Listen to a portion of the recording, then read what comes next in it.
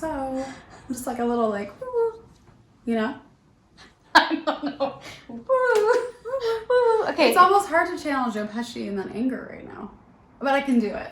I think what's happening. It's always right is at the it's surface, getting like right a under the cute surface. little flamboyant moment, which is real great for that. That's true. It's like you're like when I came out of it, and I was like the weed flamboyance on top of the sort weed of hostile flamboyance. gangster, which actually is kind of Joe Pesci. Like that kind of describes the character a little What bit. is the weed flamboyance? Just like the flamboyance over the gangster.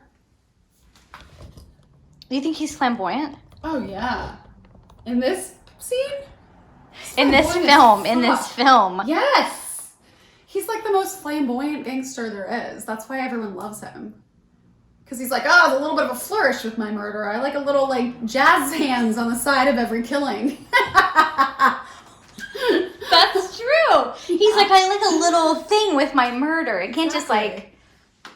Which, it doesn't help that not Oliver Stone, Scorsese does all of these, like, shots that kind of bring out the sort of like art of every death. Like the part where like they just show the stacks of bodies and like two of them are like in the garbage truck revealed, and then one is kind of like frozen in the back of the refrigerator truck, except that it's like the freezer, except that you go through the full back of the truck until you get his body. Yeah, it's so dramatic. Yeah, and it's really artful. Also, that shot, I'm sorry, my favorite shot of the entire film is that shot where it cuts to them digging the grave by their taillights. So it's that red background, and it's just a shadow. Yes. And they're digging up the body that's been there for 6 months, and he's like puking. And it's this like beautiful, like really like surreal psychedelic shot that like doesn't match most of the film.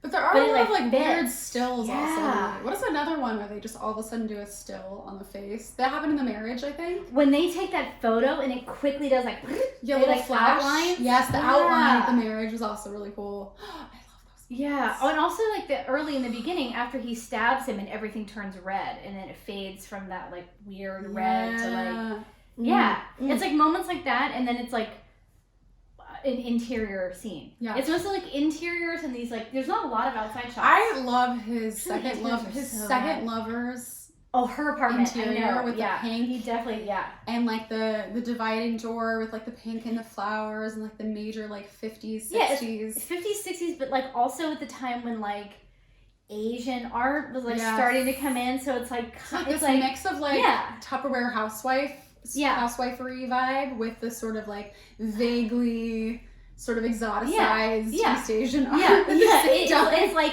quote Asian art, and it's with like blush pink. It's like let me get a cherry blossom on a room divider and like a vaguely kimono shape on the wall. Next to a shelf of dolls. A shelf of like tiny little miniature dolls.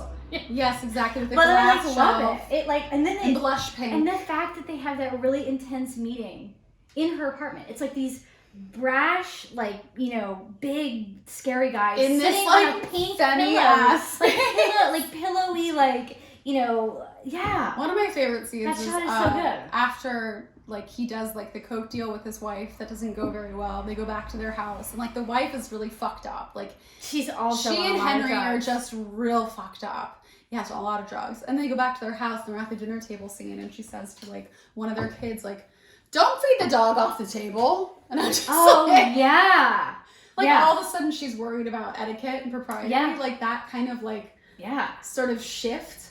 Also the grandma. I'm sorry, that whole scene with the grandma. Oh my god, incredible. The scene with the grandmother. I'll never forget it. With what's his name? Pesci.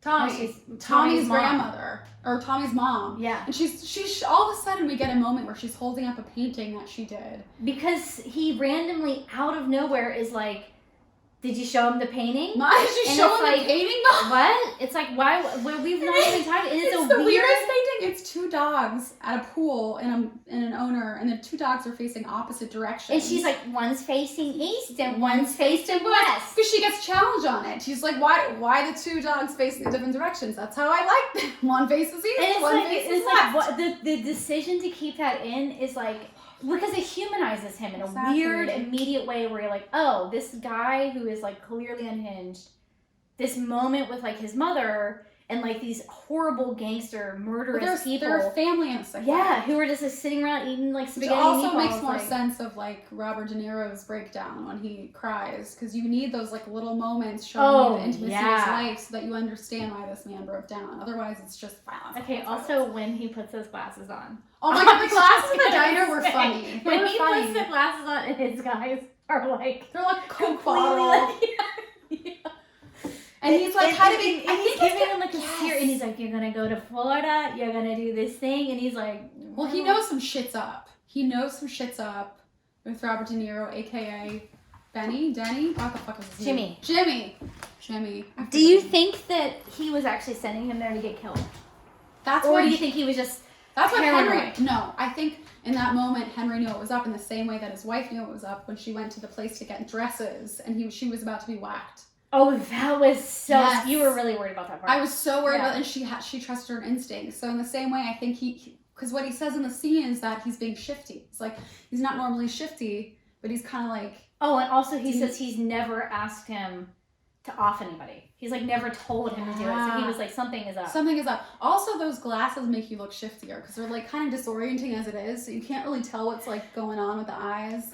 That was a very deliberate costume choice. For sure. Yeah, and also that part, where he tells her to go look for the dresses was really scary. And he's just like, go it further, so further, to the right. And it was like this scary men in there. And she was like, I don't want to do your dress that bad. Like, yeah, no thank you. Honey. No thank you. I also like that she totally burned him when he first asked if she wanted to see dresses. She's like, maybe for my mother. Like she just assumes that they're gonna be shit. Yeah. Actually, there's no way the shit that you steal could be in style. Yeah, she's like, there's no way I'm gonna what I need. And my favorite part is when when it cuts to that scene right after she gets married. And she's like, when I knew that I wasn't in a real normal marriage, and it cuts to her in the beauty salon. Oh my god! And the women are all just like casually trading stories. To me, it's like the moment where it's like, oh, this is like a mirror of the way that the men are like telling all these like grandiose, crazy stories. Except it's the women who are like getting their nails done, they're getting their face done. They're kind of like the rubble in the war. Yeah. It's like the rubble of it, where they're feeling all of the results of all of the shitty ass choices their husbands have made. And the shots of her just like internalizing it and suddenly realizing. But you know what? She's horny. She repeatedly says. Of course, the movie. repeatedly she's like, I'm attracted to him. I don't know. I'm attracted to him. I guess I'm gonna fall on that gangster dick. Yeah, and she's like, I guess I'm gonna do the coke too. It's like, okay. I can't help it. The dick's too good. And she's like, it's too dangerous.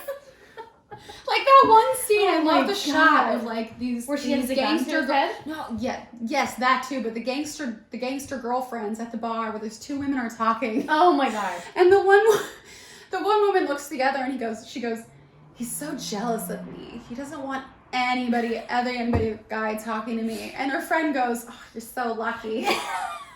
Yeah, and those like weird pan shots. It's like. Oh, this is like the other side of that coin. It's like if the men are like this is what the women are like, because that's the dynamic. That would be who was attracted to that. Yeah, or that's who not even to be attracted, but also like would put up with it. Oh, totally. And like would But I think there are people that are like that, right? That just want the like just there's something sexy or escapist, and you can't keep living your life in this escapist way, as we learn at the end of the movie. But in the meantime, it's a fun ass ride. Oh, yeah. I mean, that's why if you look at, like, any gangster or, like, any criminal throughout history, they have, like, beautiful, crazy women with them who often get into the problems with them. What are you doing? I don't know. What are we doing? Cut it out. All right. That was good.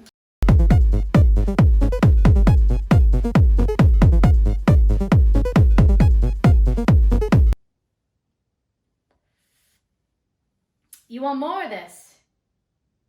Hit that like button. Subscribe to our channel, BunkrCollective. What do you gotta tell them that for? I thought they might want to see more. We gotta tell everybody about this. Your first grade girlfriend, the general public? Keep it in the face!